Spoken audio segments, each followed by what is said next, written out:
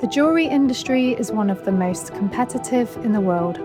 We're on a mission to do things differently, to bring something fresh and exciting and entirely our own. You'll witness the trials and tribulations of an unforgiving industry. That's terrible. I just have red flags everywhere. I even have dreams about the stuff we're going through. Nothing's punched us in the face yet. I think he wants to be punched in the face. Where one wrong move can change everything. Something is going to go wrong. Heathrow Airport has announced it will be closed. We really need to be on these flights. Fire nearly happened inside the studio because the lighting equipment went off. Large earthquakes in Thailand. Prime Minister has declared a state of emergency. The floor's still moving, it's really strange.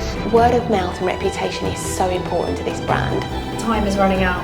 If he wants queues out the door, right, then we have to spend a bit more. It's now real. We really are up against it. Could you play that song for me? What we're trying to do is really make jewellery sexy again. It can be done, absolutely can be done, but failure is 2 steps away from wherever we are.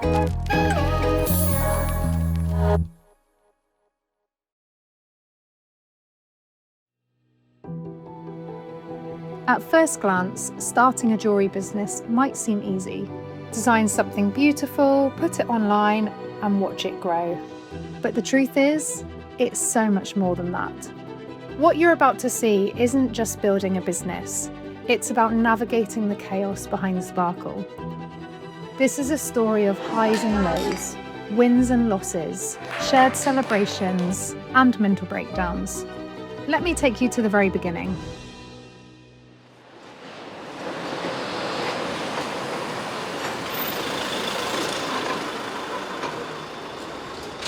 Hey Leah, how you doing? I'm good, thanks. How are you? I'm very excited. I've just got off the call from Brad. Okay. He's given us the green light to launch the premium jewelry brand. It's so exciting, but he wants 15 stores open simultaneously in less than 6 months. So it's a bit crazy, but so I've been given the task to pull a team together, and the first person that I thought about was you. What do you think? Are you in? Yeah, I mean, absolutely. Oh, great. Fantastic. I'd love to have you on board, Great. Leah. Really looking forward to working with you. Thanks, Peter. I'll speak to you in the next couple of days. No sleep now for the next 6 months. Beautiful. See ya. Thank Take you. care. Bye. Bye.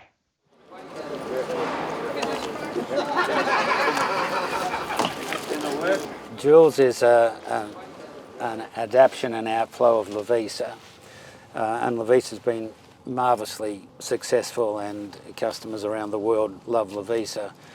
And the evolution of product, first of all the evolution of the ability to bring much more elevated, much more elegant product to customers is now what they need. So our number one job is to figure out what is a customer going to want, sometimes what they don't even know that they want at the moment, and then we'll deliver it in a package that's appealing. And there's a void that needs to be filled, and it's our job, our duty to do that. The thing is, when you look at jewellery stores, the very classic jewellery stores that you see on the high street every day, it's just lacking so much story. There's just nothing, it's old, it's boring, there's nothing sexy about it. What we're trying to do is really break that mould and create something fun and exciting for people and make jewellery sexy again, fashionable again. I suppose I'd better start off by introducing myself. Can I get a iced oat latte, please? A small Americano, just black. My name is Leah Yuka, and I'm the Chief Brands and Operations Officer for Jules.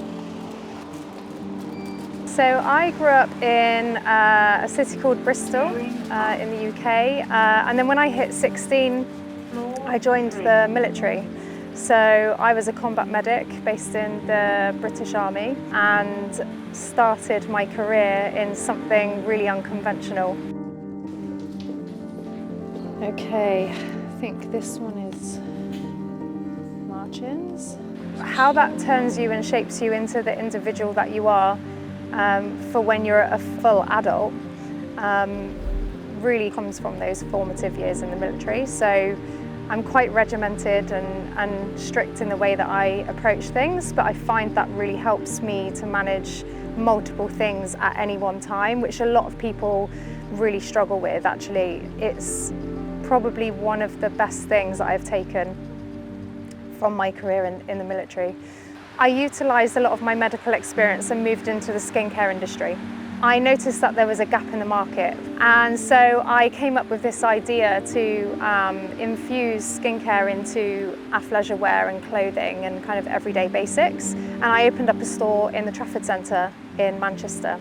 It was a step into retail, so that was where I really found my calling, and that was what I was really, really good at. And then Brett spotted that. Now, you're probably wondering, who is Brett? Brett Blundy, who's known for creating sanity music. Blundy's legacy, whether praised or Blundy criticised, played a key role in redefining Australia's shopping landscape came under the through BB retail spotlight. Blundy built and sold iconic Australian brands. Blundy made bold moves from a local in jewellery agribusiness store into a has global left an retail indelible force. Mark on Australia's retail and investment landscape. Brett is the driving force behind Jules, a maverick. Some say a legend. He's like super insightful and he's got this laser focus on what he wants to get out of the brand. He's just the guy up there that knows. I'm in doubt whether it's going to be this. So I've got really healthy respect for him. He knows retail inside out. There is this saying that kind of goes around with him, which is everything he touches turns to gold. I feel quite privileged to actually work alongside of him. Most people fear Brett. Because right now the business model doesn't work on those numbers. Yeah. Brett is our godfather. But to me, he's also known as family. What? She did. Nick, I didn't do that. I think he would probably describe his relationship with me as me being a pain in his arse. Always asking him questions and asking him what his opinion is on things. She's a pain in the arse. I'm just thinking, starting from the front. Leah and I are cousins, so, which I think makes that even worse. Am I in a room full of people? It's just me and you right now, and our Nick, our film, our camera crew. What? Our camera crew. Camera crew? Yeah.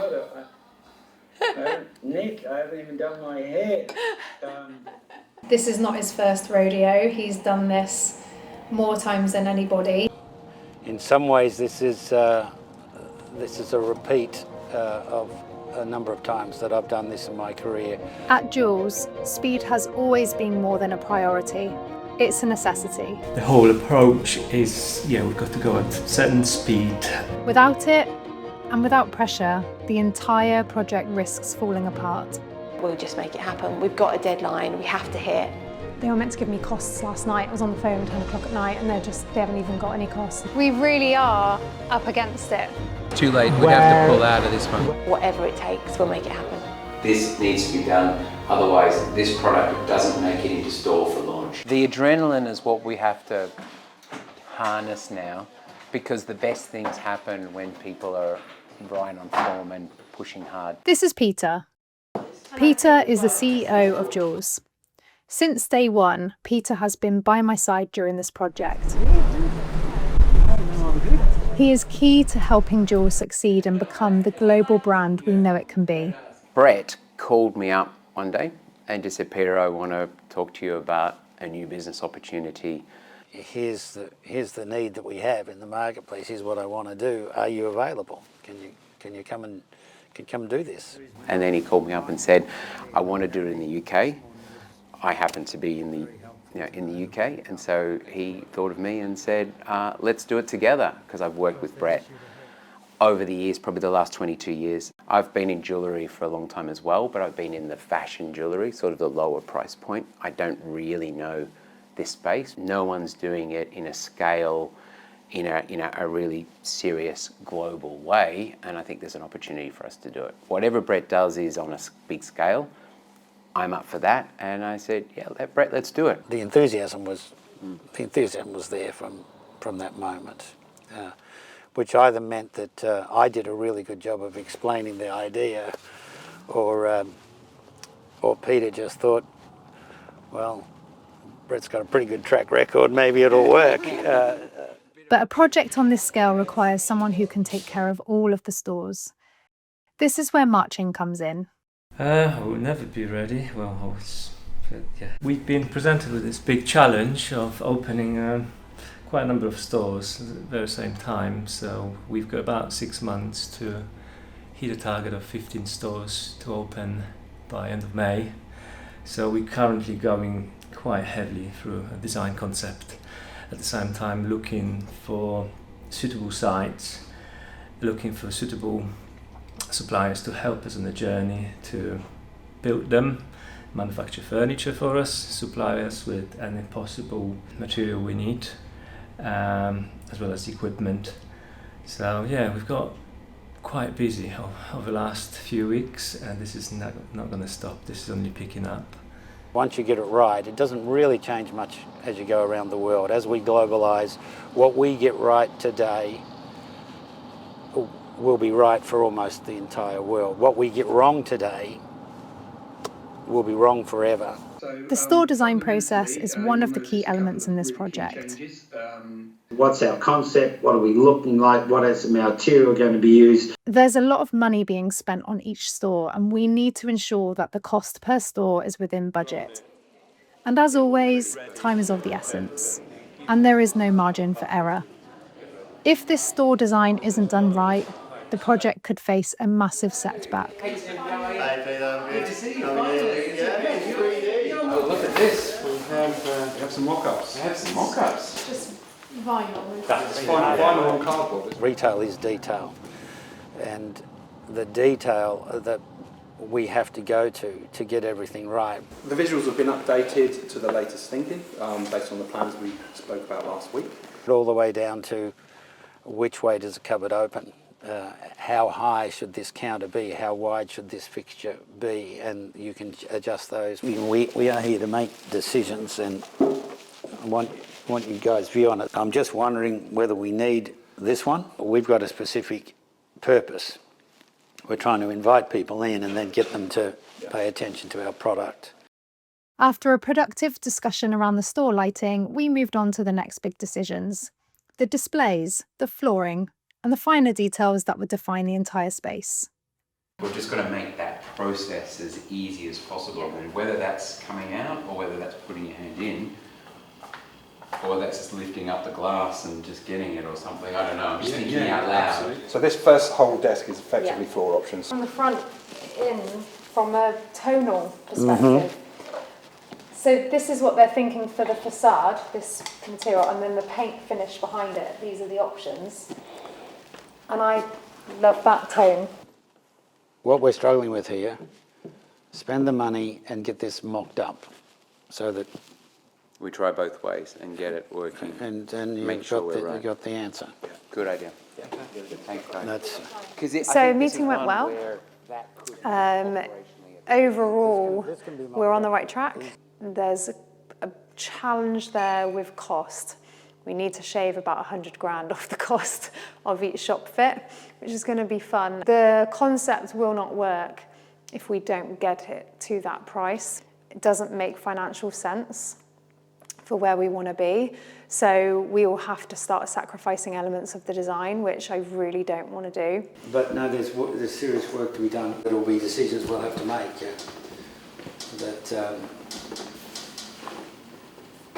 that we won't like, but we'll have to do it. At first, things looked promising. The first meeting brought some small wins. But what we hoped would be wrapped up quickly soon spiraled into countless discussions over the store design. We went over every detail, from the size of the jewellery tags. In our competitors, this is either doesn't exist or it's dangling around anywhere. We're going to have, the team will always have that in here, and it will always go in there. To the shape of the table legs. Everything about the brand we make accessible, and she walks into this fabulous environment and she feels, I think it's so empowering. The beauty of this is you've got the lightness underneath it.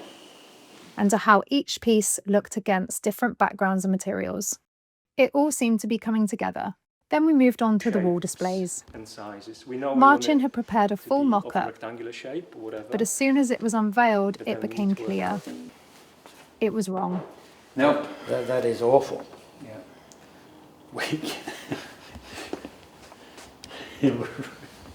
I don't know why we're spending all this money here if we put that up. That's the sort of thing you whack up at the local market. We'll get, don't worry, Brett, we'll get it. We do now have to create a whole new mock shop. So we have to take all the changes and the materials that we decided on and create everything that's going into that store into a mock shop. That realistically needs to be achieved over the next week. I think, did I hear it right that Brett wants a mock store done by next Thursday? With the deadline looming, Marcin and the product team are heading to Asia. They need to source samples for the mock shop and finalise the display designs. There's no room for error. If they don't return with the full range of products, they could throw the entire project off course and cause major delays. We need every sample here live so that we can look at it. We need final costings. What a problem we were presented with was to find quite a sophisticated and unique way to display the product in the wall. So the team are off back in China and Thailand. We had no other option, visiting China on a very short notice. The main objective of the trip is really to build relationships with the factories, really get them to understand what we stand for, who we are as a brand, who the customer is, and then get the product looking perfect. Next time on Making Jewels. Not really sure who I am or where I am or what I'm doing. In China and Thailand, challenges are mounting and things aren't quite going to plan. So it's a problem that you're hopeful you've resolved. It possibly by the skin of our teeth. It won't be the whole execution that we wanted to offer. Okay, this needs a bit more thought then. If it's a problem for silver too, that is most of the range. And back in London, the race is on. 15 sites to finalise and the grand opening is just around the corner. We've got to make a decision on how many stores we're launching with. As pressure builds across continents, will everything come together in time? Your honest opinion, do you think 15 is achievable at this stage? No, I don't.